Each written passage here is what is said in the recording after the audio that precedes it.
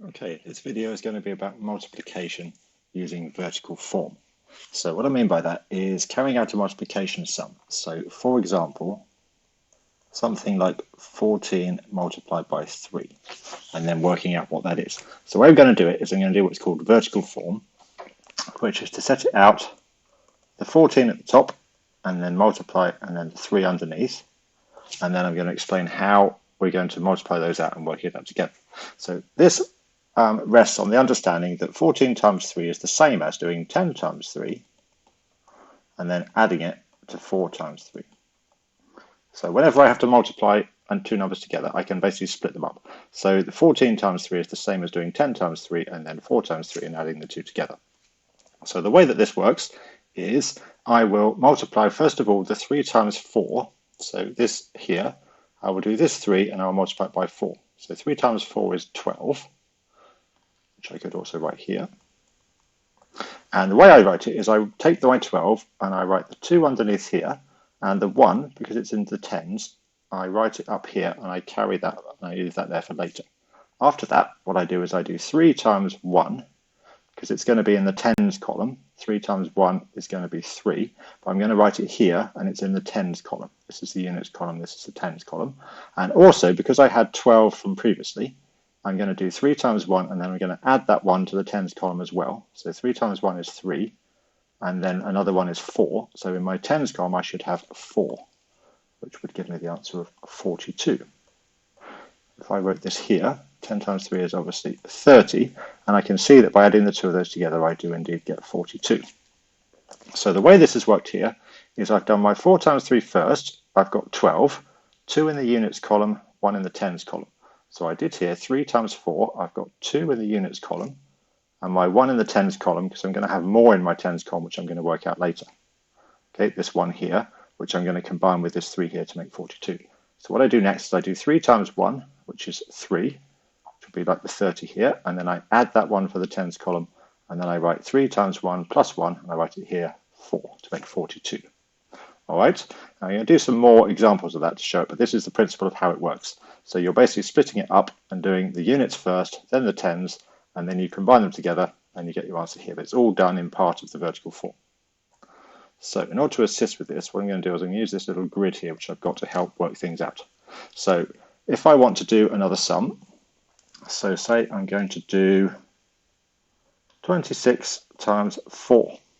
So I'm going to write it first of all in my grid. So I'm going to take the larger number, I'm going to write that at the top. Up here, this is space for hundreds. This will be my hundreds column, my tens, and my units. So I've got 26, so I'm going to write 2 here and 6 here. Like that. Okay, and then I multiply it by 4. That's just a unit, so I'm going to write that in my units here. Okay, so I've set out my sum.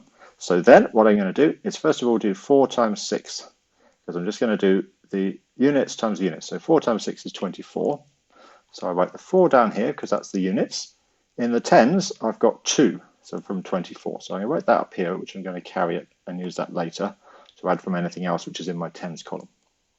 Then I'm going to do 4 times 2 in the tens, which is going to give me 8, plus this 2 is going to give me 10.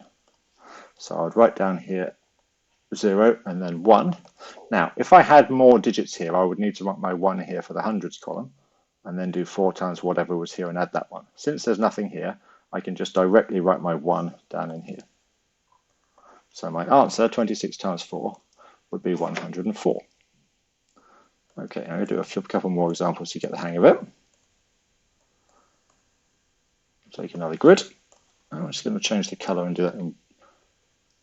So say I want to do 37 times 6. So I'm just going to write it in black instead, maybe make that a bit wider as well.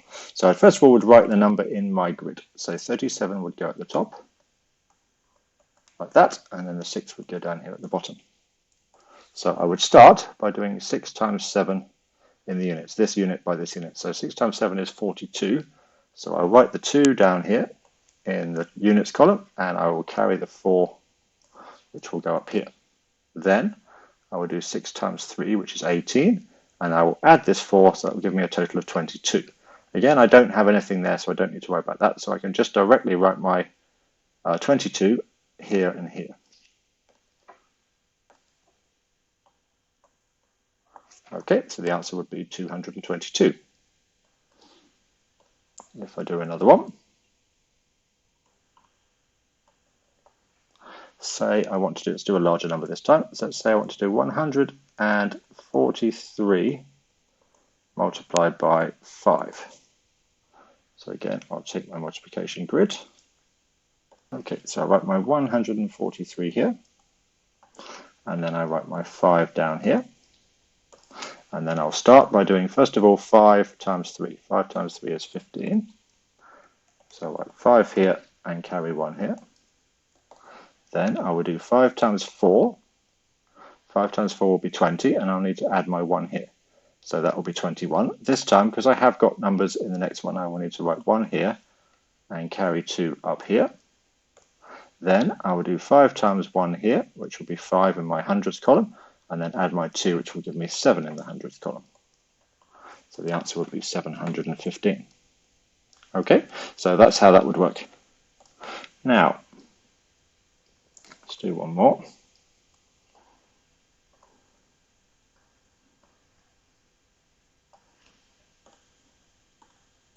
So let's say I want to do 176 times 7. So what I should do is let you have a go at that one by yourselves maybe. And what I would do first is I would write 176 up here, and then I'd write 7 down here. Okay, now, so have a think about what we should do first. Just let you have a think, and where we should start here will be to do this 7 multiplied by this 6. 7 times 6. These will be the units. 7 times 6 is 42. So I need to write 4 and I need to write 2. 4 will go up here because that's in the tens column, and 2 will go down here in the units column. What I need to do next would be 7 times this 7 here. So this is in the hundreds column. There's 7 in the units, there's 7 in the hundreds column. 7 times 7 would be 49, and then I would need to add 4. So that would give me a total of 53. 3 will go down here in the tens, and I will carry the 5 up here. Then what I'd need to do next would be 7 times 1. So 7 times 1 would be 7, and then I'd need to add 5, which would give me 12. So that would give me a 2 down here, and then I would have a 1 extra 1 for a thousands column, which I don't have. So what I would need to do is write an extra number down there. So that was actually going to be 1,234. So just going to write that down here to make that clear, 1,232. All right, so if you go off the end of your grid, and you just need to go into the next column. So because here I had 7 times 1 is 7, plus 5 gave me 12. So I've gone over into the thousands column, and the answer is 1,232. That's how that would work. Now, what do we do next? So just to show you a little bit of the next step, I'm going to show you this in the next video. But what we'd want to do here is if we're going to do something like 26 times 20. Okay, now when I do 26 times 20, what I'd do is I'd write here 26, and then I'd write 20 here. Okay, now that would all be fine. Now basically that's just going to be the same as doing 26 times 2, but because it's times 20, I'm going to have an extra 0 there. So all I'm going to do is instead of doing 26 times 2, it's going to be 10 times bigger. So all of my numbers, 26 times 2 would be 52. 26 times 20 would be 520. So the numbers are going to be shifted over 1. So instead of doing the numbers in the, starting off in the units column, instead of starting off in the units column here, they're going to start off in the tens column here. So because I've got 0 in my units, I'm just going to start by putting 0 down here. And then I'm going to do 2 times 6, but I'm going to put the answer in the tens column. So 2 times 6 is going to be 12. So I start by putting 2 here, and then 1 in the next one. And then I'm going to do 2 times 2, which is 4, and then add this one, which is 5. And I should then put that one down here. So the idea is the same. It's just instead of doing it in the units column, I've done it in one, well, shifted it over by 1. So I'm doing 20 instead of just 2. So ordinarily I would have done, if the 2 was here, I'd have done 2 times 6 is 12, and 2 here and 1. 2 here and 1 here, and then 2 times 2 is 4, and then I did this one to make 5. All I've done is shifted them over by 1 and put a 0 here at the beginning. So when I do 26 times 20, I end up with the same thing. It will be 52, but then with an extra 0 on, 520. Now that will come more use later when I do larger numbers. So if I do 27 or something, you'll see more clearly how that works. But the process is the same. Just because it's times 20, you end up with this extra 0 here, and everything gets shifted over by 1. So I will show more about that in the next video though. So that's going to be 520.